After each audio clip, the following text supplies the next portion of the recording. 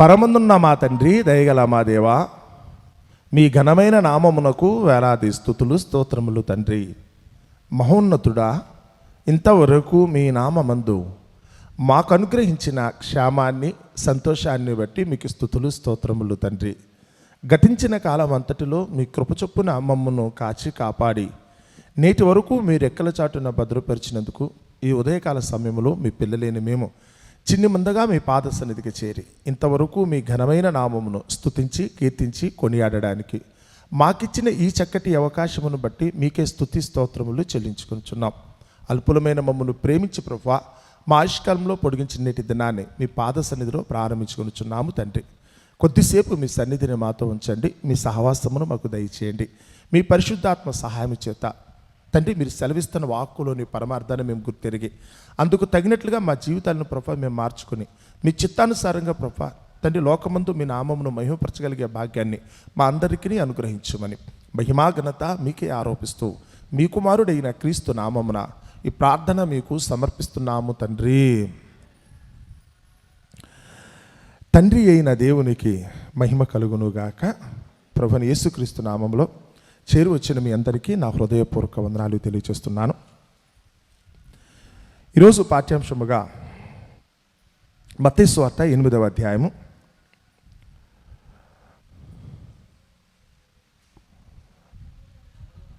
13వ వచనం చదువుతున్నాను. మత్తయి సువార్త 8వ అధ్యాయము 13వ వచనం. అంతటా యేసు, ఇక వెళ్ళుము, నీవు విశ్వసించిన ప్రకారము నీకు అవునుగాక అని శతాధిపతితో చెప్పాను. ఆ గడియలోనే అతని దాసుడు స్వస్థత నొందెను. అంతటా యేసు, ఇక వెళ్ళుము, నీవు విశ్వసించిన ప్రకారము నీకు అవునుగాక అని శతాధిపతితో చెప్పాను. ఆ గడియలోనే అతని దాసుడు స్వస్థత పొందెను. దేవుడు తన పరిశుద్ధ వాక్యమును మన వినికిడిలో దీవించి ఆశీర్వదించునుగాక. ఆమేన్. చదవబడిన ఈ మాట ఒకరు ప్రభుని యేసుక్రీస్తు వారు సువార్త ప్రకటిస్తున్న తొలి దినాల్లోనే ఆయన కపెర్నహూముకు వచ్చినప్పుడు కపెర్నహూములో ఉన్న శతాధిపతి యొక్క దాసుని విషయంలో జరిగిన అవసరతను బట్టి, అంటే అతనికి ఎదురైన అనారోగ్య పరిస్థితులను బట్టి శతాధిపతి ప్రభుని యేసుక్రీస్తునైతే కనుక అడగటం, యేసు ప్రభు వారైతే కనుక అతన్ని ఒకవేళ ఆదరించినట్లుగా, అంటే అతను చేసిన పనిని బట్టి, అడిగిన విధానాన్ని బట్టి, యేసు మీద అతను ఉంచిన నమ్మకాన్ని బట్టి మరి ఆ దాసుని అయితే కనుక స్వస్థపరచడం అనేది జరిగింది.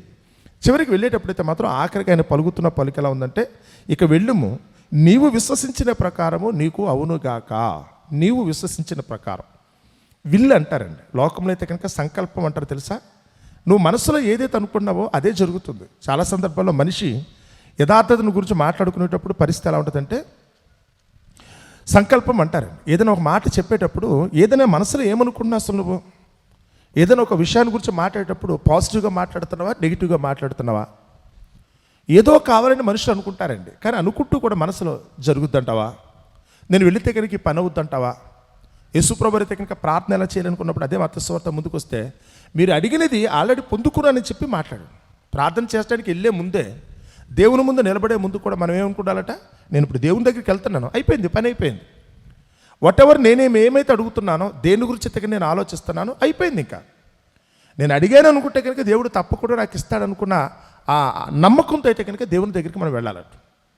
ఇక్కడ పలికేటప్పుడు కూడా, నేను కూడా రక్తస్రావము గల స్త్రీ దగ్గరికి వచ్చేటప్పుడు కూడా మనం చదువుకున్న మాట, ఆమె కూడా, అమ్మా నీ విశ్వాసం నిన్ను రక్షించండి కదా, వెళ్ళు, సమాధానము గలదానవే ఎడుపు అని.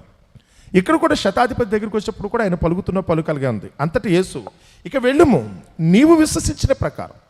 ఎంత విశ్వసించాలనుకుంటే కనుక యేసుని గురించి అతను పలుకుతున్న పలుకు, ఆ పై మట్లు చదివితే కనుక యేసుని గురించి అతనికి ఉన్న నమ్మకం ఎంతటి అనుకున్నప్పుడు 9వ వచనం, నేను కూడా అధికారమునకు లోబడిన వాడను, నా చేతి కింద సైనికులు ఉన్నారు, నేను ఒకరిని పొమ్మంటే పోవును, ఒకరిని రమ్మంటే వచ్చును, నా దాసుని ఈ పని చెయ్యమంటే చెయ్యును అని ఉత్తరం ఇచ్చాను.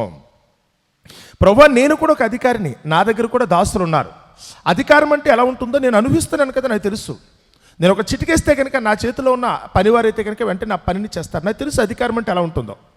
నేను కూడా అధికారము కలిగిన వాడని కనుక నా కింద నాకు సేవకులు ఉన్నారు కనుక నేను ఏం చెప్తే కనుక ఏం జరుగుతుందో రోజు నేనైతే కనుక అనుభవంతో చెప్తున్నాను కనుక నువ్వు కూడా అధికారం అని నమ్ముతున్నాను. ఎంత అధికారం అని నమ్ముతున్నా ఆ రోగం మీద నీకు అధికారం అంత.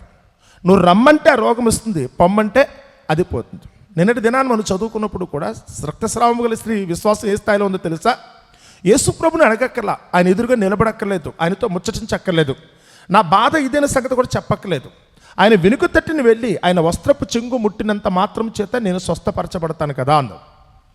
అంటే అడగను కూడా ఎక్కర్లేదు, కనీసం దేవుని సన్నిధిలోకి వచ్చి కూర్చుంటే చాలు.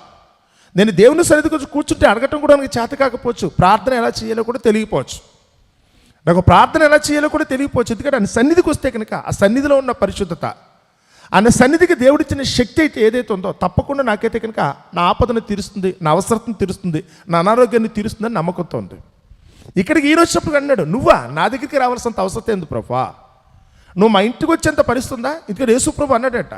అతను అడిగిన దానికి ఇప్పుడైతే ఆ పారాగ్రాఫ్ మొత్తం చదువుతున్నాను చూడండి, 5వ వచనం నుంచి జరిగిన సంఘటన చదువుతున్నాను. యేసు కపెర్నహూములో ప్రవేశించినప్పుడు ఒక శతాధిపతి ఆయన యొద్దకు వచ్చి, ప్రభువా నా దాసుడు పక్షవాయువుతో మిగులు బాధపడుచు ఇంటిలో పడి ఉన్నాడని చెప్పి యేసును వేడుకొనెను. యేసు నేను వచ్చి వారిని స్వస్థపరిచేదని అతనితో చెప్పగా, యేసు ఏమన్నాడట, నేను వస్తున్నాను, నేను మీ ఇంటికి వస్తాను, మీ ఇంటికి వచ్చేతే కనుక నేను అతను స్వస్థపరుస్తానన్నాడు యేసు. నేను మీ ఇంటికి వచ్చి స్వస్థపరుస్తాను అనగానే అతను ఏమన్నాడు తెలుసా, రండి ప్రభువా మీరు రావటం అంటే అంతకంటే ఆనందం ఏముంది, రండి రండి అనలేదండి అతను. నా దాసుని స్వస్థపరచడానికి నా ఇంటికి రావాల్సినంత అవసరం లేదు, కేవలం ఇది అనారోగ్యం, ఇంకా వేరే కార్యక్రమాలకు మీరు వచ్చినా కానీ దానివల్ల ప్రయోజనం ఉంటుందేమో తప్ప కేవలం ఈ అనారోగ్యాన్ని పోగొట్టడానికి మీ అంతటి వాళ్ళు మా ఇంటికి రావాలా, నేను అందుకైతే ఇక్కడికి పాత్రుడిని కానని చెప్పి అతను చూడండి. ఆ శతాధిపతి, ప్రభువా నీవు నా ఇంటిలోనికి వచ్చేటకు నేను పాత్రుడను కాను. బాగా గుర్తుపెట్టుకోండి, ఒక గొప్ప ఆయన చివరికి యేసు ప్రభు చేత కనుక గొప్పగా పొగడబడిన వాడు యేసును తన ఇంటికి పిలవాలనుకుంటే కనుక, యేసును తన ఇంట్లో తెచ్చుకోవాలనుకుంటే ఎన్ని లెక్కలు పెట్టుకోవడానికి తెలుసా, మేనవేషాలు లెక్కించారంటారు. ఆయన అయితే కనుక 1కి 10 సార్లు ఆలోచిస్తున్నాడు, నువ్వు మా ఇంటికి రావటమా, నిన్ను మా ఇంట్లో పెట్టుకునేంత అర్హత మాకుందా ప్రభువా, నిన్ను మా ఇంటికి పిలుచుకునేంత అర్హత మాకుందా ప్రభువా, నీ సంగతి ఏంటో నాకు తెలీదా, లోకంలో నేను అధికారిని కావచ్చు, నా చేతి కింద సైనికులు ఉన్నారు, కావాలనుకుంటే వాడిని కొట్టవచ్చు, తిట్టవచ్చు, ఒకటి చంపేయచ్చు. ఆ రోజు మిలిటరీ వాళ్ళకి అంటే శతాధిపతికి కనుక అధికారాలు ఉన్నాయండి. అలాంటి వ్యక్తి అయితే కనుక ఇక్కడ చెప్తున్నాడు, నువ్వు నా ఇంటికి వస్తావా, లోకానికి నేను గొప్పనేమో కానీ నీలాంటి పరిశుద్ధిని మాత్రం ఇంట్లోకి పిలుచుకునేంత అర్హత నా దగ్గర లేదని. మనం కూడా చూడండి, మీ దగ్గరికి వచ్చినప్పుడు కూడా ఈరోజు ప్రార్థన పెట్టుకుందాం అనుకుంటే వచ్చేయండి, పాస్టర్ గారిని అయితే కనుక తరగ వచ్చేయండి, మా ఇంటికి వచ్చేయండి, పాస్టర్ గారు మా ఇంటికి వచ్చేయండి. నిజంగానే యేసు ప్రభుని మీ ఇంటికి పిలిచేంత అర్హత ఈరోజు మనకు ఉందా అంటే కనుక మీ సమాధానం ఏమేంటుందో ఒకసారి ఆలోచించండి. విలువ లేదండి, విలువ లేకపోవడం దేవుని గురించి ఆయన అధికారం ఏంటో, యేసు ప్రభు యొక్క గొప్పతనం ఏంటో మనకి తెలియకపోవటమే ఈరోజు మన ప్రాబ్లం అండి. ఈరోజు ఒక సేవకుని పిలిచి ఇంట్లో ప్రార్థన చేయించుకోవడానికి చాలామంది ఇష్టపడుతున్నారు తప్ప, నా ఇంట్లో కనుక ఒకరి కనుక దేవుని పెట్టుకోవాలనుకున్నా, యేసుని కనుక నా ఇంట్లో ప్రతిష్ఠించుకోవాలనుకున్నా అందుకు తగిన అర్హత, అందుకు తగిన వసతులు అయితే కనుక, అంటే వసతి అంటే మరొకరు అనుకోవద్దండి, పరిశుద్ధతే కదా, నేను పరిశుద్ధుని కనుక మీరు కూడా పరిశుద్ధంగా ఉండాలి, ఇది దేవుని యొక్క మాట. ఒకవేళ దేవుని కనుక మన ఇంటికి పిలుచుకోవాలనుకుంటే మనము కూడా పరిశుద్ధంగానే ఉన్నామా, మనం పరిశుద్ధంగానే ఉన్నామా ఆలోచించుకున్నారా? శతాధిపతి ఇంత గొప్పడు ఏదో తెలుసా, లోకంలో మనం అనుకున్నప్పుడు మనం బ్రతికే బ్రతుకుని దేవుడు చెప్పే మాటకి చాలా తేడా ఉంటుందండి.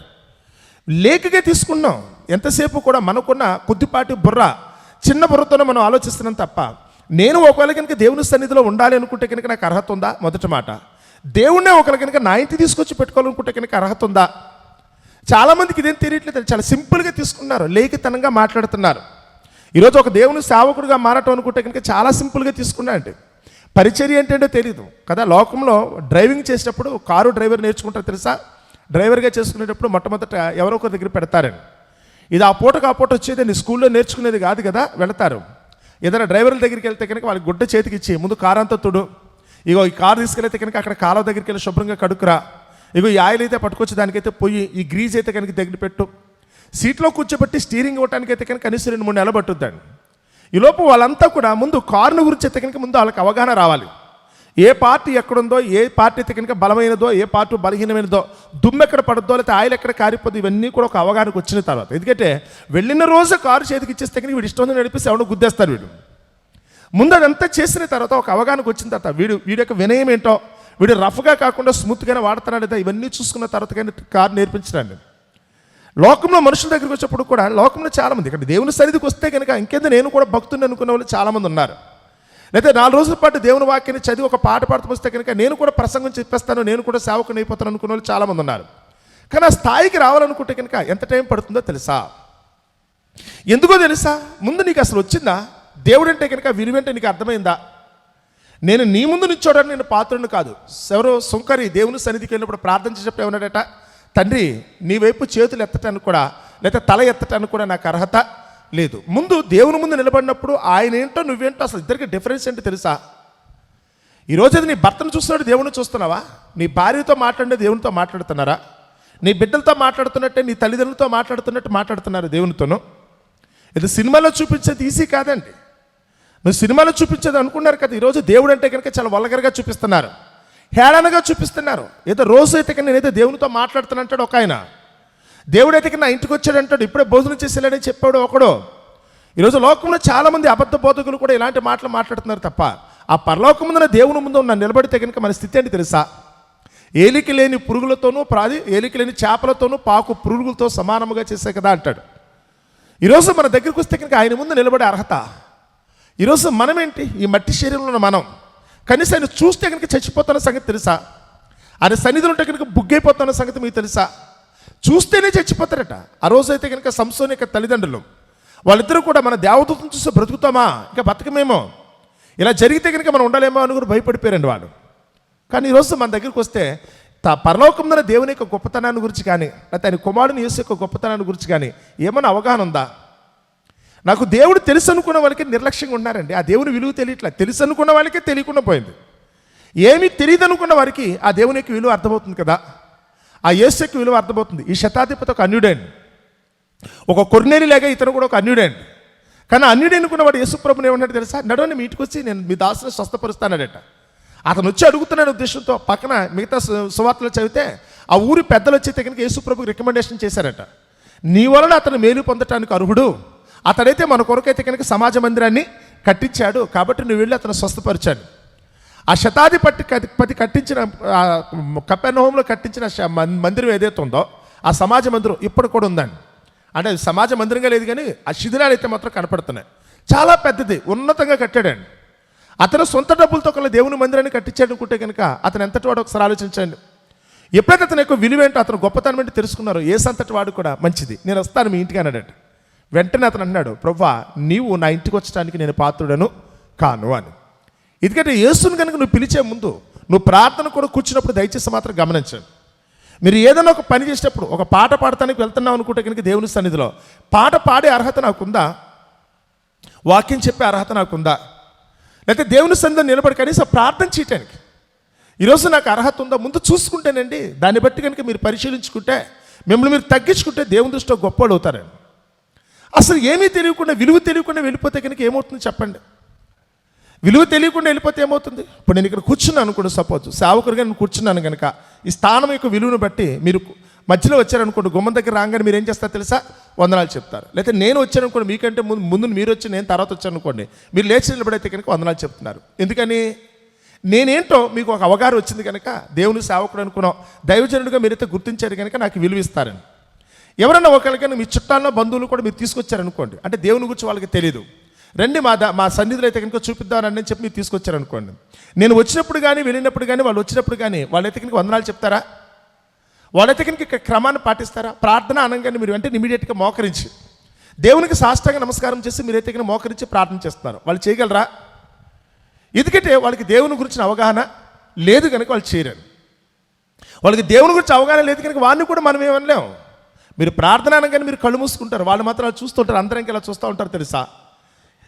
ఇక్కడ క్రమం ఏంటనే సంగతి వాళ్ళకి అర్థం కాక చూస్తారు, వాళ్ళకి తెలియదు. కానీ మనం ఏమన్నా తెలుసా? మాకు తెలుసు అని చెప్తున్నాం. ఏం తెలిసింది? గుళ్ళోకి వచ్చి కూర్చోటమా, మైకు పుచ్చుని పాట పాడటమా, ప్రార్థన అంటే మోకరించేయటమా? ఇదేనా? అసలు దేవుని గురించి నీకు ఏమన్నా తెలుసా? ఆయన విలువేంటో నీకు తెలుసా? యేసు యొక్క శక్తి ఏంటో, ఆయన బలం ఏంటో, ఆయనకున్న అధికారం ఏంటో నీకు తెలుసా? ఊరికే మాటలు కాదండి, తెలుసుకుంటే కనుక దాని విలువేంటో తెలుసుకుంటే కనుక ఉపయోగం అండి. దాని విలువ తెలుసుకుంటే కనుక ఉపయోగం. అదిగో మీ దగ్గర ఫ్యాన్లు అక్కడ పెట్టున్నాయి కదా, పర్సనల్ ఫ్యాన్లు ఉన్నాయి, రైట్. ఏంటి దానివల్ల ప్రయోజనం ఏంటి? దానివల్ల ప్రయోజనం ఏంటి? అది కనుక స్విచ్ ఆన్ చేస్తే కనుక ఏమొస్తుందో తెలుసా? చక్కగా గాలి వేస్తుంది, మీకు చెమట పట్టకుండా అయితే కనుక ఉంటుంది. ఆ పక్కన ఏసీ ఆన్ చేస్తే కనుక చల్లటి గాలి వస్తుంది, మీరు అయితే కనుక హ్యాపీగా పడుకోవచ్చు కదా. చల్లగా ఉంటే కనుక మీకు కూడా చక్కగా మంచిగా ఉంటుంది అక్కడ. దాని విలువ అదే అండి. ఒకవేళ కనుక మీకు తెలిస్తే కనుక దాన్ని ఎలా ఆన్ చేసుకోవాలో తెలిస్తే కనుక దాన్ని ఎలా వినియోగించుకోవాలో తెలిస్తే మీరు దానివల్ల సౌఖ్యం పొందొచ్చు, మేలు పొందొచ్చు. మీకు తెలియకపోతే వెనకాల కీబోర్డ్ ఉందండి, కీబోర్డ్ ఉంది, అది ప్లే చేయటం రాకపోయినప్పుడు అది పెట్టుకొచ్చి అక్కడ కూర్చోటం ఏంటి ప్రయోజనం? దాని విలువేంటే తెలియనప్పుడు, దాంట్లో వచ్చి మనకు ప్రయోజనం అంటే తెలియనప్పుడు దానివల్ల అక్కడ పెట్టుకోవడం వల్ల ఏంటి ప్రయోజనం ఏంటి? దురదృష్టవశాత్తు దేవుని దగ్గరికి వస్తే కనుక మన దగ్గరికి వచ్చేప్పుడు కూడా లోకంలో చాలామంది గురించి మనకి సరైన అవగాహన లేక వారిని ఎలా వినియోగించుకోవాలో తెలియదండి. భర్త యొక్క విలువ ఏంటో మనకు అర్థం కాకపోవడం చేతనే భర్త వల్ల పొందే మేలులన్నీ అందరూ పొందలేరండి. అతను కనుక సరైన విధంగా వినియోగించుకుంటే కనుక పొందే ప్రయోజనాలు చాలామంది తెలియదు. అందుకనే పెళ్లి చేసుకున్నప్పుడే చాలామంది మిస్టేక్ అని అయిపోతారండి. ఏదో ఒకడు ఉంటే సరిపోతుంది కదా అనుకుంటారు తప్ప ఒక భర్తగా కనుక ఒక వ్యక్తి వస్తే కనుక అతను నాకు ఎంతవరకు ఉపయోగపడతారో ఆలోచించుకోలేకపోతున్నారు. ఓ భార్య యొక్క విలువేంటో కనుక తెలిస్తే కనుక ఆమె వల్ల మనం పొందే మేలు ఏంటో సంగతి అర్థమైతే కనుక ఆ మనిషి బ్రతుకు ఎంత సౌఖ్యంగా ఉంటుందో తెలుసా. కేవలం ఒక ఆడదంటూ ఉంటే సరిపోద్ది అనుకోవడం కాదండి. తన భార్యగా ఉంటే కనుక తన నుంచి నేను పొందుకునే సుఖము, సంతోషం, ఆనందం హృదయానికి అయితే కనుక ఒక విధంగా ఆదరణ కదా. బాధ వచ్చినప్పుడు, దుఃఖం వచ్చినప్పుడు అయితే కనుక ఓదార్పు ఉంటుంది కదా. ఇవన్నీ వినియోగించుకున్నారా? మీ భర్తని 100% మీరు వినియోగించుకోవడం మీ చేతనవుతుందా? మీ భార్య 100% వినియోగించుకోవడం మీ చేతనవుతుందా? మీ పిల్లలు ఉన్నారనుకుంటే కనుక ఎంతసేపు వాళ్ళు చేసే అల్లరి కనపడుతుంది తప్ప వారి వల్ల మీరు పొందే ఆ ముద్దు మురిపాలు ఏదైతే ఉందో వాళ్ళు చేసే అల్లరిలోనే అయితే కనుక ఎంత సంతోషం ఉంటుందో దాన్ని పొందుకోవడం మీ చేతనవుతుందా? మీ తల్లిదండ్రులు అయితే కనుక 100% వినియోగించుకోవడం మీ చేతనవుతుందా? ఉన్నదన్న పేరు కదండి, విలువ తెలియకపోతే కనుక దానివల్ల అలాగే ఉంటుంది. ఒక వస్తువును కొనుక్కోవటం గొప్ప కాదండి, ఆ వస్తువు వల్ల మనకు కలిగే మేలుంటనే సంగతి మనం తెలుసుకుంటే కనుక ఎంత ప్రయోజనమే తెలుసా. దాన్ని వినియోగించుకోవడం కూడా చేత కావాలి కదండి. కొనేసుకోవడం పెద్ద గొప్ప ఏం కాదండి. ఈరోజు మీ ఇళ్ళలో అయితే కనుక మీ అవసరాల కోసం ఎన్నెన్నో వస్తువులు కొనుక్కుంటున్నారు. లేకపోతే ఒక ఏదో మిక్సీ కొనుక్కున్నా, లేదా ఒక గ్రైండర్ కొనుక్కున్నా, ఒక వాషింగ్ మిషన్ కొనుక్కున్నా, ఒక ఫ్రిడ్జ్ కొనుక్కున్నా, లేకపోతే కనుక ఏదో ఉంటుంది ఇస్త్రీ పెట్టెలు కొనుక్కున్నా, చాలా ఉన్నాయి కదా మీరు వాడుకునేది. చిన్నదాన్ని మొదలుకుని పెద్ద వరకు ప్రతిదీ కూడా సున్నితంగా పని అయిపోద్ది. మనం కష్టపడక్కర్లేకుండానే ఆ వస్తువును కనుక వాడుకుంటే కనుక అంత హ్యాపీగా మన పని పరిపూర్ణంగా అయిపోద్ది. చాలా నీట్గా జరిగిపోద్ది అండి. అంత చక్కగా పని అయిపోతుంది అనుకున్నది. ఇంతకు ఆ వస్తువును వాడుకోవడం తెలియపోతే మరొక ఆవిడైతే కనుక చూస్తానండి. అంటే దాంట్లో వాట్సాప్లో వాడు పెట్టినప్పుడు అయితే కనుక నవ్వాలనిపించింది. నిజమే, తెలియదు చాలామందికి. ఇప్పుడు మజ్జిగ చేయడానికి అయితే కనుక కింద ముందు కవ్వం అయితే కనుక ఇలా తిప్పేవారు. మాన్యువల్గా కూడా ఇప్పుడు కూడా మెటల్తో చేసిన వస్తుంది కదా, పూర్వకాలం చెక్కతో తిప్పేవారు ఆ మజ్జిగ చేసేది. ఇప్పుడైతే కనుక బ్లెండర్స్ అని వచ్చేసినాయండి. జస్ట్ అలా కరెంట్ పెడితే బ్యాటరీ ఉంటుంది, ఈ బటన్ ఇలా నొక్కితే కనుక అదైతే కనుక జీఎన్ తిరిగిపోయి మొత్తం అది మన గంట సేపు కొట్టింది కూడా 2 నిమిషాలు అయిపోద్దండి. కరెంటు బ్యాటరీతో వచ్చేస్తుంది కదా, పెట్టుకుని పెడితే చాలు అయిపోద్ది ఆటోమేటిక్గా. కానీ ఆ పెద్ద ఆవిడ ఎవరో పట్టుకొచ్చుకున్నారు, ఆవిడకేమో దాన్ని బట్టన్ నొక్కితే తిరుగుద్దన్న సంగతి తెలియక ఇప్పుడు అది పట్టుకుని అంత లావుగా ఉంటే కనుక దాన్ని పట్టుకుని ఇలా తిప్పలే కుస్తీ పట్టేస్తుంది ఆవిడ. ఆ కోడలు వచ్చో కూతురు ఎవరు అడుగుతున్నారు, ఇంతటికి అబ్బా చెప్పలేకపోతున్నానమ్మా, చేయలేకపోతున్నానమ్మా, దీన్ని ఇంత లావుది మీరెందుకు కొనుక్కున్నారంటుంది ఆవిడ. అంటే ఆ బ్లెండర్ పట్టుకొచ్చి ఆవిడేమనుకుంటుంది, చేతులతో కవం తిప్పినట్టు తిప్పొచ్చు అనుకుంటుంది తప్ప ఇది అవేమీ చేయక్కర్లేదు, మన బట్టన్ నొక్కితే కనుక తిరిగిపోద్దన్న సంగతి ఆవిడ తెలియట్లా. అంటే పనిముట్టు ఉండటం గొప్ప కాదండి, దాన్ని ఎలా వినియోగించుకోవాలో తెలియాలి. పనిముట్టు ఉండటం గొప్ప కాదు, మనం అక్కడికి వెళ్ళి చూడక్కర్లేదు. దూరం నుంచి కూడా కొన్ని సందర్భాలు చీకట్లో అక్కడెక్కడ ఏదో ఉందనుకోండి, ఏముందని మన దగ్గరికి వెళ్ళక్కర్లేదు. ఈరోజు మన చేతిలో కనుక టార్చ్ లైట్ ఉంటే దీన్ని నొక్కి కనుక అటు వేస్తే చాలు, అక్కడికి వెళ్ళక్కర్లేకుండానే టక్కును మనకైతే కనపడిపోద్ది. పూర్వకాలం అయితే కనుక కిరసనాయిల దీపం ఉండేది కనుక దీపం పట్టుకెళ్ళి చూసి ఏంటో చూడాల్సిన పరిస్థితి. ఈరోజు అంత అవసరం ఉంది. కిలోమీటర్ దగ్గర కనపడేంత లైట్లు కూడా, టార్చ్ లైట్లు కూడా ఈరోజు వచ్చేస్తున్నాయండి. మీరు వినియోగించుకోవటం మీకు తెలియాలి. ఈరోజు యేసుప్రభు దగ్గరికి వచ్చినప్పుడు యేసుప్రభుని వినియోగించుకోవడం మీకు తెలుసా? దేవుని దగ్గరికి వచ్చినప్పుడు దేవుని వినియోగించుకోవడం మీకు తెలుసా? యేసును ఉన్నాడనే పేరే నాకు తెలుసు అని చెప్తున్నారే తప్ప యేసును ఉపయోగించుకోవడం మీకు తెలుసా? ఆయన కూడా పూర్వకాల మనుషులకైతే ఇంటికే తీసుకెళ్తారా? అంత అవసరమా? ఇక్కడ కూర్చుని కనుక మీరు యేసుప్రభుని అడిగితే కనుక కానిదంటే ఉంది, ప్రభువా నువ్వు మాట మాత్రము సెలవివ్వు, అప్పుడు నా దాసులు స్వస్థపరచబడతాడు. ఎంతమందికి ఉంది నమ్మకం? నువ్వు మాట చెప్తే చాలు ప్రభువా అనుకునే వాళ్ళు ఎంతమంది ఉన్నారు చెప్పండి. ఈరోజు తెలియట్లా. ఏదో ఎంతసేపు కూడా ప్రభువా నీకు ప్రార్థన చేస్తాను అయిపోయింది కదా, ఇప్పుడు డాక్టర్ గారి దగ్గరికి వెళ్ళాలి ప్రభువా, నువ్వైతే కనుక డాక్టర్ గారు హృదయంలో ఉండు ప్రభువా, ఆయన ఆపరేషన్ చేస్తుంటే చేతిలో ఉండు ప్రభువా, ఆయన కోసే కత్తిలోకి వెళ్ళిపో ప్రభువా. దేవుడు అంతవరకు వెళ్ళాలా? యేసుప్రభు అయితే కత్తుల్లోకి, మందుల్లోకి, సెలైన్లోకి వెళ్ళిపోతాడా? అంత అవసరమా? నువ్వు మాట మాత్రం సెలవిస్తే నా దాసులు స్వస్థపరచబడతారు కదా. తెలుసా? ఈరోజు మనకు ఆ నమ్మకం ఉందా? ఈరోజు ఆ నమ్మకం లేకుండా ఉండటం వలన, నిజంగానే విలువ తెలియకపోవటం వలన నువ్వు నమ్మిన యేసుప్రభు కూడా చివరికి అవమానం కలిగిస్తున్నావు. నువ్వు నమ్మిన యేసుప్రభుకి ఎతకింకి ఈరోజు అవమానం కలిగించే పరిస్థితి అండి. ఏలియా ప్రవక్త కర్మేలు పర్వతం మీద బయలు ప్రవక్తలతో అయితే కనుక డిబేట్ పెట్టాడు. ఏలియా ప్రవక్త కర్మేలు పర్వతం మీద ఆహాబు కాలంలో, ఇజబేలు కాలంలో అక్కడైతే కనుక బయలు ప్రవక్తలతో అయితే కనుక సవాల్ చేశాడు. నా దేవుని శక్తి అంటే నేను చూపిస్తాను, మీరు నమ్ముకున్న మీ బయలు యొక్క శక్తి అంటే చూపించండి. ఇతరులో ఎవరు గొప్ప అయితే కనుక వారిని అయితే కనుక మనం అనుసరిద్దాం, వారు చెప్పిన మాట చొప్పున మనం జీవిద్దాం.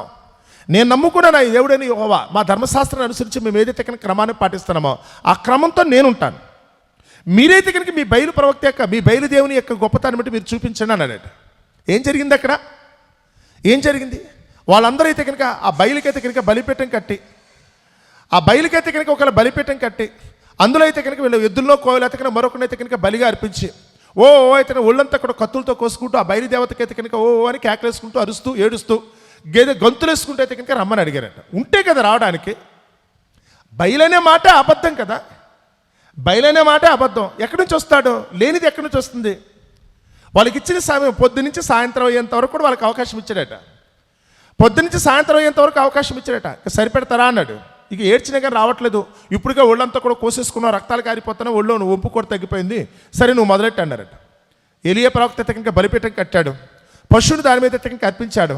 పరలోకమందున దేవునికి ఎత్తకంగా ప్రార్థన చేస్తే ఆకాశం నుంచి ఎత్తకంగా ఒక్క మెరుపు, ఆకాశం నుంచి అగ్ని దిగైతే కనుక వెంటనే ఆ బలిపీఠం అయితే కనుక ముట్టింది. ఆ బలి వస్తువుని అయితే కనుక స్వీకరించి వెళ్ళిపోయింది కదా. ఎంత టైం పట్టింది? ఎంత టైం పట్టి? దీనికోసం అరవక్కర్లా, దీనికోసం ఎర్రెరి కేకలు ఎక్కలేదు. ఈరోజు కూడా లోకంలో సంఘంలో అయితే కనుక చాలామంది ఆరాధన పేరుతో అయితే కనుక చేసే విన్యాసాలు చూస్తుంటే ఏడవాలో నవ్వాలో కూడా తెలియట్లేదండి. నీ దేవుడైతే కనుక బయలు దేవత టైపు కాదండి. ఆయన ఆరాధించేవారు ఆత్మతోనూ సత్యముతో ఆరాధించాలి. నువ్వు పలికేటప్పుడు ఎంత డీసెంట్గా ఉండాలి తెలుసా? మీలో ఉన్న పరిశుద్ధాత్మ అల్లరికి కర్త కాడు, సమాధానమునకు కర్త కదా అని తెలుసా. ఆయన విలువేంటో నీకు తెలుసా? ఆయన దగ్గర ఎలా నుంచోలో తెలుసా? ఆయన ఏ విధంగా సేవించాలో తెలుసా? ఆయన నుంచోగలిగిన నువ్వు ఏదైనా అవసరం ఉంటే కనుక మేలు పొందాలనుకుంటే ఎలా అడగాలో తెలుసా? రోమిల రాసిన పత్రిక 8వ అధ్యాయంలో కనుక పౌలు గారు చెప్తున్నారు, ఏలైనగా యుక్తముగా ఎలాగూ ప్రార్థన చేయాలో కూడా మనకి తెలియదు. ఇక్కడ కూర్చున్న మనకు కూడానండి యుక్తంగా ప్రార్థన చేయడం కూడా మనకి తెలియదు. అందుకనే మన పక్షాన్ని దేవుడు మన బలహీనతను గుర్తెరిగి మన తరపున మాట్లాడడం కోసం, దేవునికి అయితే విజ్ఞాపన చేయడం కోసం తన పరిశుద్ధాత్మను అయితే కనుక మనకి ఇచ్చాడు కదా. ఆత్మ తానే మన పక్షంలో అయితే కనుక ఆ దేవత దేవునికి విజ్ఞాపన చేస్తున్నాడు కదా అన్నారు. ఇక్కడికి వచ్చినప్పుడు కూడా అదే, శతాధిపతికున్న బుద్ధి మనకి ఎందుకు లేదు? శతాధిపతికున్న గౌరవం, లేకపోతే శతాధిపతికున్న నమ్మకం. యేసు అంటే ఒకటే అన్నాడు, నువ్వు రమ్మంటే వస్తుంది, పొమ్మంటే పోతుంది అన్నాడు. ఆయన ఒక్కటే మాట. రోగం రమ్మంటే వస్తుందంట, పొమ్మంటే పోతుందంట. అంటే రోగం రప్పించేది ఎవరు? రోగం రప్పించేది ఎవరు? రోగాన్ని కూడా తిరిగి తరిమేసేది ఎవరు తెలుసా? రోగాన్ని కూడా తిరిగి తరిమేసేది ఎవరు తెలుసా? నీకుందా నమ్మకం ఉందా? యేసు ప్రభు తెలిస్తే కనుక ఇలా జరుగుతున్న సంగతి తెలుసా? రోగం వస్తే కనుక వచ్చిన దాన్ని బట్టి నువ్వు కంగారు పడుతున్నాయి తప్ప, ఆయన ఒక్క మాట సెలవిస్తే కనుక నా రోగం కిలోమీటర్ల లెక్క దూరం పారిపోద్దన్న సంగతిని తెలుసా? ధర్మశాస్త్రం అయితే కనుక మోషే అయితే కనుక యేసు ప్రభు చదివి మోషే ద్వారా అయితే కనుక దేవుడు చెప్తున్నమాట, గాయపరుచు వాడను నేనే, స్వస్థపరిచేవాడిని కూడా నేనే. నమ్మకం ఉందా నీకు? ఈరోజు నీ బ్రతుకులో అయితే కనుక ఏదైనా ఒక సంఘటన జరిగిందనుకుంటే, అది దుఃఖం కలిగించినా, వేదన కలిగించినా, కన్నీళ్ళు తెప్పించినప్పుడు కూడా కారణం ఎవరో కాదు. ఇది మనుషులు అనుకుంటే రాలేదు, లేకపోతే నేను అనుకుంటే వచ్చేది పోయేది కూడా కాదు. కానీ దేవుని చిత్తానుసారంగా ఇది జరుగుతుందన్న సంగతి నీకు తెలుసా? ఇది దేవుడు రమ్మంటే వచ్చింది, వెళ్ళిపోమంటే వెళ్ళిపోద్దన్న సంగతి నీకు తెలుసా? తెలుసా? ఈరోజు మనుషులకు అది అర్థం కావట్లేదండి. చాలామందికి విలువ తెలియట్లేదు, యేసు ప్రభు విలువ వాళ్ళకి తెలియట్లేదు. ఆ రక్తస్రావం గల స్త్రీ అయితే కనుక యేసు యొక్క విలువ ఎంత అంటే కనుక ఆయనేంటి, ఆయన వస్త్రపు చెంగు కూడా అయితే కనుక విలువైంది కదా అనుకుంది ఆవిడ.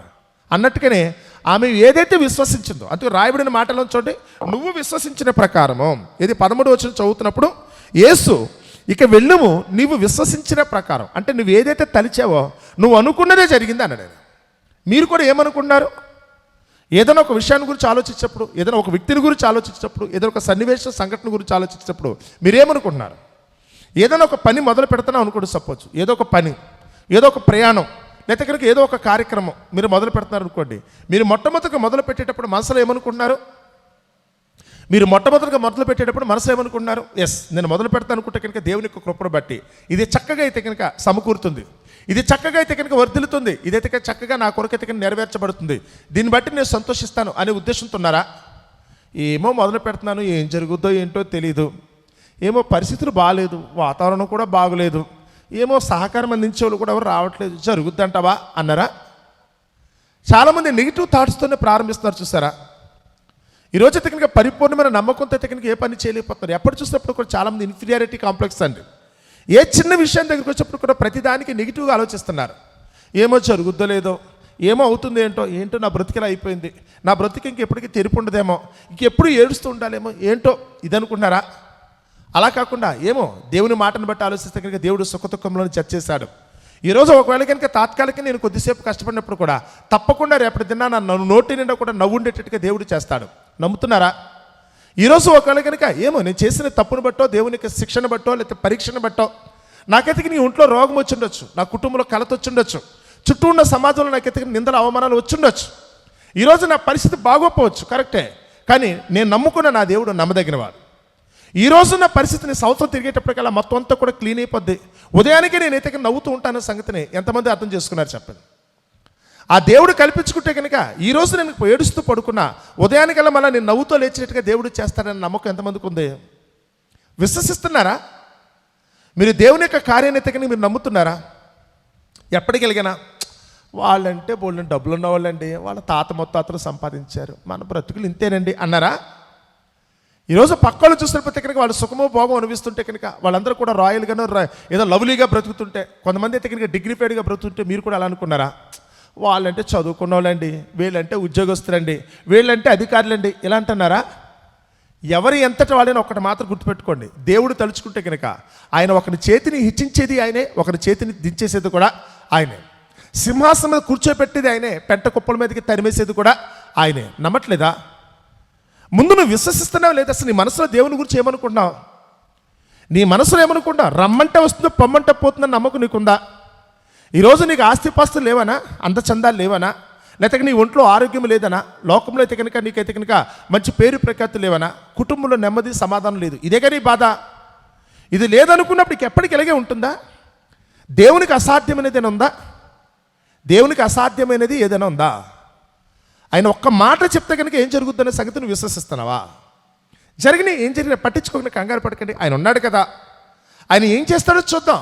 ఆయన సెలవిస్తే కనుక ఎంతసేపు ఆయన అవును అనుకుంటే కనుక ఏమవుతుంది? మహారాజు సింహాసనం కూర్చున్న చక్రవర్తులు కూడా కావాలనుకుంటే కనుక పశువులతో సమానంగా గడ్డి మేయించగలిగే శక్తి ఉన్నవాడు తెలుసా? నెబుకద్నెజరు చక్రవర్తి దగ్గరికి వచ్చేటప్పుడు విశాలమైన మహా సామ్రాజ్యం కదా, ఇదంతా కూడా నాది కదా, నేను సంపాదించుకుంది కదా అని చెప్పి విర్రవీగాడట.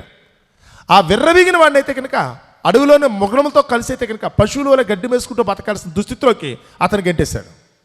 పెంట కుప్పల మంచి దీనిలో ఏం చేస్తారట? కావాలనుకుంటే ఆయన అయితే రాజులుగా కూర్చోబెడతాడు కదా. గొర్రెల దట్లో గొర్రెలకు కాపుగా ఉన్న దావీదుని తీసుకెళ్తే కానీ సింహాసనం కూర్చోబెట్టిన వాడని. ఎంతసేపు అండి ఆయన తలుచుకుంటే కనుక ఎంతసేపు? నమ్ముతున్నారా? ఈ మాటను మీరు నమ్ముతున్నారా? మొదట విశ్వసించండి. నీవు విశ్వసించిన ప్రకారం నువ్వు ఏదైతే మనసులో అనుకున్నావో నీ విశ్వాస పరిమాణముకు తగినట్టుగానే ఉంటుందండి. నీ విశ్వాస పరిమాణం ఎంత అంటే కనుక యేసుప్రభువు ఒక్క మాట అన్నాడు, ఆవగింజంత విశ్వాసం నీకుంటే, నీకు ఆవగింజంత విశ్వాసం ఉంటే కనుక ఈ కొండను కూడా లేచి అక్కడ పడిపోతుంటే పడిపోద్ది కదా అన్నాడు. ఈరోజు కనీసం అది కూడా మనకు లేదా? అది లేకపోవడం చేతనే ఈరోజు అయితే కనుక మనం హీనస్థితిలో ఉన్నామా? కళ్ళ ముందు అన్నీ కనపడుతున్నా వస్తువులు కళ్ళ ముందు పెట్టుకుని కూడా దాన్ని ఎలా వినియోగించుకోకపోతే, ఎలా వినియోగించాలో తెలియకపోతే ఎట్లాగండి? కళ్ళ ముందు కనపడుతున్న ఏటీఎం కార్డు చేతిలో ఉంది, బ్యాంకుల అకౌంట్లో ₹1,00,00,000 ఉన్నాయి, జేబులో ఏమో చిల్లిగా అవ్వలేదు, ఏటీఎం కార్డు రెడీగా ఉంది. ఏం చేస్తున్నారు? అయ్యో డబ్బులు లేవు కదా, ఏంటో ఈ ప్లాస్టిక్ కార్డు ప్రయోజనం లేదు, దీనివల్ల ఉపయోగం లేదని దాన్ని ఇసేసుకునే బతికే తప్ప ఈ ఏటీఎం కార్డు పెడితే కనుక, ఓ షాప్కి వెళ్ళి కనుక కార్డు ఇచ్చిన, ఏటీఎం సెంటర్కి వెళ్ళి కనుక దాంట్లో కార్డు పెట్టినా నీకు కావాల్సిన డబ్బులు వస్తాయనే సంగతి తెలిసే వాళ్ళకి. ఈరోజు యేసు ప్రభువును నమ్ముకున్నానని చెప్తున్నావు, ఆయన నీకు పరిశుద్ధాత్మనే సంచకరువుని ఇచ్చాడు కదా. ఏటీఎం కార్డు పరిశుద్ధాత్మనే ఈరోజు మనకి. మన ఏటీఎం కార్డు పరిశుద్ధాత్ముడే. అడుగు నువ్వు పరిశుద్ధాత్మ ద్వారా ఏమడితే కనుక అది చేస్తాడు కదా. ఆయనకు అసాధ్యమైనది ఏది లేదని చెప్తుంటే కనుక కనీసం ఆ పరిశుద్ధాత్మను వినియోగించుకోవడం మన చేతనవుతుందా? ఆ పరిశుద్ధాత్మను వినియోగించుకోవడం మన చేతనవుతుందా? ఇచ్చినా కానీ ఈ రోజు అయితే కనుక మనం దాన్ని అయితే కనుక పెర్ఫామ్ చేయలేకపోతున్నామని. అందుచేతనే ఈరోజు కూడా మన బతుకులకైతే కనుక నిజంగానే తిదిలేదు. మనకి ఎప్పటికి ఇందే పరిస్థితుల్లో కొట్టుకున్నారు తప్ప ఎప్పటికీ నమ్మకంగా ఉండగలరా? విశ్వాసంతో ఉండగలరా? దేవుని మీద పరిపూర్ణమైన విశ్వాసంతో మీరు జీవించగలరా? ఆ శతాధిపతి చెప్పిన మాటను బట్టి నీకు అధికారం ఉందయ్యా, రమ్మంటే వస్తుంది, పొమ్మంటే పోతుంది, నువ్వు ఎక్కడికి వెళ్ళక్కర్లా, నేను ఇంటికాడ కూర్చుంటాను, నువ్వు ఇక్కడే కూర్చో, నో ప్రాబ్లం అట్ ఆల్, నువ్వు మాట సరిస్తే కనుక నా ఇంటికాడ నా దాసులు స్వస్థపరచబడతాడు కదా అన్నాడు. అప్పుడు అంటున్న మాటకి నీవు విశ్వసించిన ప్రకారం అది జరుగును గాక అన్నాడు. వెంటనే ఏం జరిగిందట? ఆ గడియలోనే అతని దాసుడు స్వస్థత నొందెను. ఇంజక్షన్ లేదు, టాబ్లెట్ లేదు, లేదా నెత్తి మీద అయితే కనుక చేయి పెట్టలేదు, లేకపోతే నూనె అయితే కనుక అతనికి రాయలేదు. యేసుప్రభు ఇంటి దగ్గరికి వెళ్ళా. ఇంతకీ స్వస్థత పొందినవాడు ఎవడో కూడా యేసుప్రభుకి తెలియదు, తను స్వస్థపరిచిన వాడు ఎవడో కూడా ఆ దాసుడు కూడా తెలియదు. పని జరిగిపోయింది. దేవుని యొక్క శక్తి అంటే ఇలా ఉంటుందండి. మరి నీకెందుకు లేదా నమ్మకం? ఈరోజు మనం ఎక్కడ దెబ్బతింటామో అర్థమవుతుందా? మీరు మోకరిస్తున్నారా? మీరు అడుగుతున్నప్పుడైతే కనుక నేను అడిగింది తప్పకుండా దేవుడు నాకు ఇస్తాడని నమ్మకంతో మీరు ఉన్నారా? ఆ నమ్మకంతో మీరు ఉండాలనుకుంటే కనుక ముందు దేవునికి మీకు మధ్యన ఆ సాన్నిహిత్యం ఉండాలి కదా. ఉందా? తెలుసా అసలు మీకు దేవుడు? నాకు తెలుసని చెప్పుకోవడం కాదండి, మీరు నిజంగానే తెలుసా? ఏదో తీతుకు రాసిన పత్రికలు అయితే కనుక పౌలు ఒక మాట అంటారు, వారు దేవుని యందు భయభక్తులు గలవారని వారు అనుకుంటున్నారు, కానీ వాళ్ళు ఎల్లప్పుడూ కూడా ఎలా ఉంటారు తెలుసా? దేవుని శక్తిని ఆశ్రయించని వారుగా ఉంటారు కదా. తిమోతి రాసిన పత్రికలు కూడా పౌలు గారు అదే మాట అయితే కనుక ఉచ్చరిస్తాడు. వారు చెప్పుకుంటారు చాలామంది అయితే కనుక దేవుని యందు భయభక్తులు ఉన్నాయి, ఇంతకీ దేవుని శక్తిని ఆశ్రయించడం నీకు తెలుసా? ఆయన వల్ల పొందే మేలేంటో ఏ విధంగా దాన్ని పొందుకోరో నీకు తెలుసా? చాలామంది ఇప్పుడు కూడానండి ఏదో చేతిలో డబ్బులు పెట్టుకుని ఏటీఎం కార్డు పెట్టుకుని కూడా ఏడ్చేవాళ్ళు చాలామంది ఉన్నారండి. తెలియక ఏడ్చేవాళ్ళు చాలామంది ఉన్నారు. చెక్కు వస్తున్నప్పుడు కనుక చెక్కు చూసుకుని అయితే కనుక ఏంటో డబ్బులు పంపించుకుని ఇదేంటి కాగితం మొక్కలు ఎందుకు అనుకునే వాళ్ళు కూడా ఉన్నారు. ఆ కాగితం మొక్క అదే చెక్ అదే నీకు వచ్చిన క్యాష్ అనే సంగతి, ఇది బ్యాంకు పట్టుకెళ్తే మారుస్తారన్న సంగతి తెలియలా. లోకంలో మనుషులు ఈరోజు దేవుడు మనకిచ్చిన అద్భుతమైన అవకాశం, ఆయన చేసిన వాగ్దానం, ఈరోజు నీకంటే కనుక దేవుడు ఇచ్చిన కృపావరం నీకు తెలుసా? రావాలా? ఇంటికి వస్తే తప్ప నమ్మరా? అందులో తోమగారి దగ్గరికి వచ్చి యేసుప్రభు ఒక మాట చెప్తున్నాడు, చూచి నమ్మువాడు కంటే చూడక నమ్మువాడు ధన్యుడు. అంటే నీ కళ్ళ ముందు కనపడితే తప్ప నమ్మవా? ట్యాబ్లెట్ నోట్లోకి వెళ్తే తప్ప తగ్గదా? ఆపరేషన్ చేస్తే తప్ప తగ్గేటట్టు కదా. దేవుడు నీకు సాయం చేసేది ఎలాగా? ఆపరేషన్కి, ట్యాబ్లెట్లకి, ఇంజక్షన్లుగా. అసలు గొడవ అంతా ఎందుకు? నువ్వు ఇంట్లోంచి కూడా బయటకు కదలకుండానే నీ అనారోగ్యాన్ని అయితే ఇంకొక మాట చొప్పున పోగొడుతున్న సంగతి తెలుసా? నువ్వు ఏమీ చేయకుండానే, ఎవరిని ఆశ్రయించనక్కలేకుండానే ఈరోజు నీ మీద పడిన నిందన అవమానాన్ని అయితే కనుక తీసేస్తున్న సంగతి తెలుసా? నువ్వు ఏదైతే కోరుకున్నావు ఇంట్లో పడుకుంటే చాలు, తన ప్రియులు నిద్రించుండగా ఏం చేస్తారట? నువ్వు పడుకో, నీ తరపున నేను మాట్లాడతాను, నువ్వు పడుకుంటే నీ తరపున నేను మాట్లాడతాను అంటాడు ఆయన. రాసైన హిజ్కియా దగ్గరికి వచ్చినప్పుడు రబ్షాకే సన్హెరీబు ఇద్దరు కూడా 180,000 మంది సైన్యంతో వచ్చి హిజ్కియాకి ఏదో హాని కలిగించాలనుకున్న సందర్భంలో జరిగిందని తెలుసా? హిజ్కియా రాత్రికి భోజనం చేసి పడుకుంటే తెల్లారి పొద్దునకల్లా ఆ రబ్షాకే సైన్యం అంతటిని కూడా దేవుడు ఒక దూతను పంపించితే మొత్తం తొడముట్టించారట. నువ్వు పడుకుంటే నీ తరపున యుద్ధం చేస్తాడు. నువ్వు ఎక్కడికి వెళ్ళొద్దు, నువ్వు అధికారుల దగ్గరికి వెళ్ళి వాళ్ళ కాళ్ళు వేళ్ళు పట్టుకోవాల్సినంత అవసరం లేదు. నువ్వు ఇంట్లో కూర్చో, నీ తరపున ఆయన మాట్లాడతాడు. నువ్వు ఇంట్లోనే కూర్చో, నీ తరపున ఆయన మాట్లాడతాడు. నువ్వు ఊహించినదైతే కనుక నీకు అద్భుతం జరుగుతుందన్న సంగతి నీకు తెలుసా అని. ముందు ఆ నమ్మకం మనకు ఉండాలంటే యేసుప్రభు అక్కడ చెప్పిన మాట జాగ్రత్తగా గమనించండి. అమ్మా, నీ విశ్వాసం నిన్ను రక్షించింది. ఇక్కడికి వచ్చేప్పుడు కూడా నువ్వు విశ్వసించిన ప్రకారం నీకు జరుగును గాక. ఒక కనాను స్త్రీ దగ్గరికి వచ్చినప్పుడు కూడా తన కుమార్తెను గురించి ఆమె దగ్గరికి పట్టు వదలకు అడిగినందుకు గాను కుమారి అక్కడ పలికేటప్పుడు కూడా అమ్మా వెళ్ళు, నీ విశ్వాసం నేను రక్షించింది కదా. ఒక గుడ్డు భర్తలో అయితే కనుక ఎంతమంది చెప్పినా మానకుండా ఈ దావీదు కుమారుడు నన్ను రక్షించు అన్నంతకైతే కనుక ఓకే, నువ్వేదైతే కోరుకున్నావో నీ విశ్వసించిన ప్రకారం నీ కళ్ళు వస్తాయి కదా. ఎవరు అడిగినప్పుడు కూడా ముక్కు మొహం తెలియని వారు కూడా యేసు ప్రభు చెప్పిన మాట అదేనండి. ఈరోజు అన్నీ తెలిసిన నీకు యేసు అయితే కనుక బాగా పరిచయం అని చెప్తాను. ఎందుకంటే ఇప్పుడు కూడా దేవుని సన్నిధిలో ఉంటున్నావు. నువ్వు యేసు ప్రభు నుంచి మేలు పొందటం ఎలాగో తెలుసా? ఆయన నుంచి ఈరోజు కనికరాన్ని పొందుకోవటం ఎలాగో తెలుసా? ఈరోజు మనకి అది అర్థం కావట్లేదండి. అందుకని దయచేసి అందరూ కూడా వచ్చి కూర్చోడం కాదు. ఇప్పుడు దాదాపు 2 నెలల నుంచి అయితే కనుక మనందరూ కూడా ఉదయకాలంలో అయితే కనుక మన ఇంతమందిని కూడుకుని అయితే కనుక మనందరూ దేవునికి మనమైతే కనుక ఎంతో కృతజ్ఞతాస్తుతి చెల్లించడం కానీ, అని సెలవిచ్చిన వాక్కులు ఆలకించడం కానీ, మనమైతే మనకున్న అవసరతను బట్టి ప్రార్థన చేయడం కూడా చేస్తున్నారు. కానీ ఎంతమందికి ఇందులో మేలు కలిగింది అనుకుంటే కనుక అర్థం చేసుకున్న వాళ్ళకి మాత్రమే, మిగతా వాళ్ళు వచ్చి కూర్చుని వెళ్ళిపోవటం వల్ల లేదు. మీకు కూడా దేవుడైతే కనుక బీరోలోనే పెట్టాడు, మీరు వెళ్ళి తీసుకోవటమే. మీరు అడగక మునిపే మీ అక్కరగా ఉన్నవేవో నీకు తెలుసు, కానీ అన్నిటినీ రెడీ చేసి పెట్టాడు. కానీ తెచ్చుకోవటం మీకు అర్థం కావట్లా. ఆ దేవుని కృపను ఎలా పొందాలో మీకు అర్థం కాకపోవడం చేతనే ఇప్పటికీ చాలామంది మోకాళ్ళు అయితే కనుక వెలుగులేదండి. ఆయన తలుచుకుంటే ఎంతసేపు, ఆయన ఇవ్వాలనుకుంటే ఎంతసేపు, మీరు అడిగే విధానం కనుక కరెక్ట్ అయితే కనుక, కోరుకోవాల్సింది కనుక మీరు కోరుకున్నట్టయితే కనుక ఈ క్షణమే అది మీకు అనుగ్రహించబడుతున్న సంగతి తెలుసా? మీకు విశ్వసించిన ప్రకారం, మీరు విశ్వసించిన ప్రకారం మీకు అవునుగాక. ఈరోజు కూడా చెప్తున్న మాట అదే. దేవుడైతే మీరు ఏదైతే అనుకుంటున్నారో మీ మనసులో, ఇక్కడ మనుషులతో ప్రమే లేదండి, మీకు దేవునికి మధ్యలో సంబంధం. మీరు మనసులో దేవుని గురించి ఎంతటి విశ్వాసం కలిగి ఉన్నారో ఆ విశ్వాస పరిమాణం చొప్పున దేవుడైతే కనుక మీ ఎడల ఆ కార్యం చేస్తాడు. అట్టి కార్యం మనం అందరూ కూడా అనుభవించాలని, ఆ దేవాది దేవుని కృపను బట్టి మనం అందరం కూడా ఆయన సన్నిధిలో ఎల్లప్పుడూ కూడా సంతోషభరితంగా సమాధానకరంగా ఉండాలని మిమ్మల్ని అందరినీ మనసారా కోరుకుంటూ ఈ నా మాటలు ముగిస్తున్నాను. అట్టి కృప దేవుడు మనందరికీ దయచేయునుగాక. ఆమేన్. ప్రార్థన చేసుకుందామండి. పరమందున్న మా తండ్రి, దయగల మా దేవా, మీ ఘనమైన నామమునకు వేలాది స్తుతులు స్తోత్రములు తండ్రి. మహోన్నతుడా, ఇంతవరకు మీ నామమందు మాకు అనుగ్రహించిన క్షేమాన్ని, సంతోషాన్ని బట్టి మీకు స్తుతులు స్తోత్రములు తండ్రి. మమ్మల్ని ప్రేమించి మా ఆయుష్కారంలో పొడిగించిన నేటి దినాన్ని మీ మాట చొప్పున ప్రారంభించడానికి చక్కటి భాగ్యాన్ని మా అందరికీ ప్రాప్తింపచేసి ఉన్నారు. అవును ప్రభా, ఆవగింజంత విశ్వాసం ఉంటే తండ్రి మా బ్రతుకులో జరగనిదంటూ ఏది లేదని ప్రభా మీ కుమారుని యేసుక్రీస్తు మాటను బట్టి మేము తెలుసుకున్నాం. ఈరోజు ప్రభా కేవలం మీ దగ్గరికి వచ్చి ఏదో ఆచారము సాంప్రదాయం అనుకుని వెళ్ళిపోతున్నామే కానీ వాస్తవంగా మీ కుమారుని బట్టి మాకు అనుగ్రహించిన ప్రభా ఆ గొప్ప తలాంతును ప్రభా ఎంతమంది పొందుకుంటున్నారన్నదే ప్రభా ఈరోజు ప్రతి ఒక్కరికి కూడా వేస్తున్న ప్రశ్న.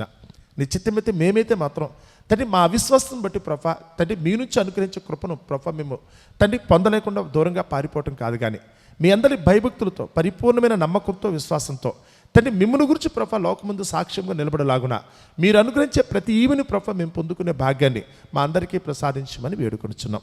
ఈ చక్కటి సమయాన్ని మా ప్రాప్తింపు చేశారు. సంతోషంగా నేటి దినాన్ని ప్రారంభించుకునే గొప్ప అవకాశం ఇచ్చారు. దినమెల్లా మీ కృప చొప్పున నడిపించండి. రాత్రికి మరలా మేమందరం మీ పాద సన్నిధికి చేరి మీ ఘనమైన నామమును బట్టి ఆనందించగలిగే భాగ్యాన్ని దయచేయమని, అంతవరకు మీ కృపలో మమ్మల్ని అందరినీ భద్రపరచుమని మీ కుమారుడైన క్రీస్తు నామమున ఈ ప్రార్థన మీకు సమర్పిస్తున్నాము తండ్రి.